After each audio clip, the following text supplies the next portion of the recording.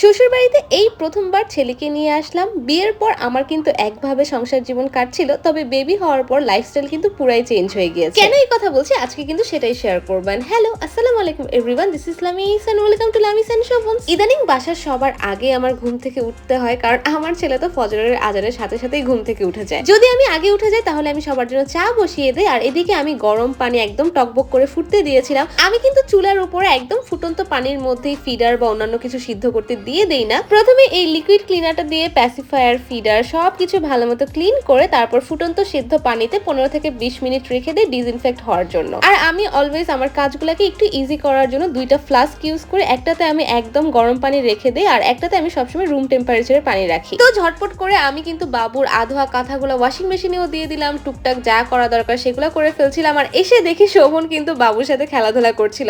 আসলে মা বাবা হওয়ার পর সবারই কিন্তু স্বভাব চরিত্রে একটু হলেও পরিবর্তন চলে আসে। চা নাস্তা শেষ করে আমি কিন্তু আমার ছেলেকে নিয়ে আমার ভাসুরের ফ্ল্যাটে মানে ভাবির কাছে চলে গিয়েছিলাম রোদ পোহাতে, কারণ আমাদের ফ্ল্যাটটা যে পাশে সেদিকে না খুব ভালো মতো রোদ পড়ে না, তাই ছেলেকে রোদেও দিতে পারছিলাম না। যাক, ভালোই হলো, ভাবির পাশে গেলে কিন্তু ভালোই একটা কোয়ালিটি টাইম স্পেন্ড করা হয়। আর বাই দ্য ওয়ে, এই গিফট সেটটা কিন্তু আরিশকে ভাইয়ার ভাবি দিয়েছিলেন, তারা যখন দেশের বাইরে গিয়েছিল তখন কিনে নিয়ে এসেছিল, আর সেই সাথে আরিশকে কিন্তু সালামিও দেওয়া হয়েছিল। এদিকে বাসায় এসেই দেখি আমার একটা পার্সেল চলে এসেছিল, আর এই পার্সেলটাই আরিশের জন্যই প্রয়োজনীয় কিছু জিনিসপত্র অর্ডার করা হয়েছিল। আগে দেখা যেত আমার বা শোভনের জন্যই বেশিরভাগ জিনিসপত্র অর্ডার করা হতো, তবে এখন আর আমাদের নিজেদের জন্য তেমন কিছুই বাইরে থেকে অর্ডার করা হয় না। যা কিছু অর্ডার করা হয় সবই আমার ছেলের জন্য। আরিশের জন্য কি কি এনেছি তা তো অবশ্যই দেখাবো, তার আগে বলে নেই আমার শাশুড়ি মায়ের নিজের হাতের বানানো এই হার্বাল তেলটার কথা। খাঁটি নারকেল তেলের সাথে 30টা প্রাকৃতিক উপাদান দিয়ে তিনি নিজের হাতে এই তেলটা বানিয়ে থাকেন। যেসব আপু ভাইয়াদের অনেক বেশি চুল পড়ছে, যাদের চুলে খুশকি রয়েছে, যাদের চুল সহজে লম্বা কিংবা ঘন হতে চায় না, তারা চাইলে এক্ষুনি ইনবক্সে কিংবা উপরের দেওয়া নাম্বারে ক্যাশ অন ডেলিভারিতে অর্ডার করতে পারো। আচ্ছা, আমি আজকে বেসিক্যালি শীতের জিনিসপত্রই টুকটাক অর্ডার করেছিলাম আরিশের জন্য। যদিও শীত তো এখন পড়েনি, তবে আমার মনে হয় যে আস্তে আস্তে যাই কিছু মনে পড়ে না কেন টুকটাক করে কিনে রাখাটাই কিন্তু ভালো। তো এখানে আমি একটা মিটেন সেট মানে হাত মোজা, পা মোজা, একটা কান টুপি, এরকম কয়েকটা জিনিসপত্র নিয়ে রেখেছিলাম।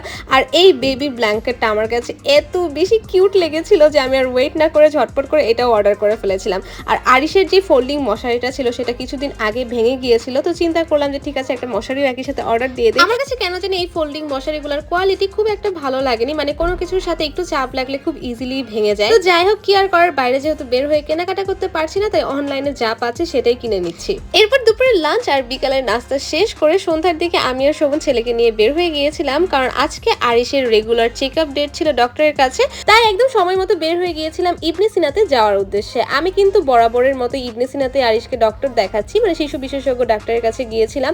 তো সেখান থেকে আসার পথে আমার আর শোভনের মনে হলো আজকে বাইরে থেকে কিছু একটা খেয়ে যায়। বেশ অনেক দিন হলো আমি আর শোভন বাইরে একসাথে কোথাওই যাইনি। আজকেও কিন্তু যাওয়ার একদমই প্ল্যান ছিল না, তবে আমাদের বাসার একদম সাথেই নতুন একটা খানাস আউটলেট হয়েছে। যেহেতু রাত হয়ে গিয়েছিল তাই রেস্টুরেন্টটা কিন্তু মোটামুটি ফাঁকাই ছিল। তা আমরা বসে পড়লাম, বসে খাবার অর্ডার দিয়ে দিলাম।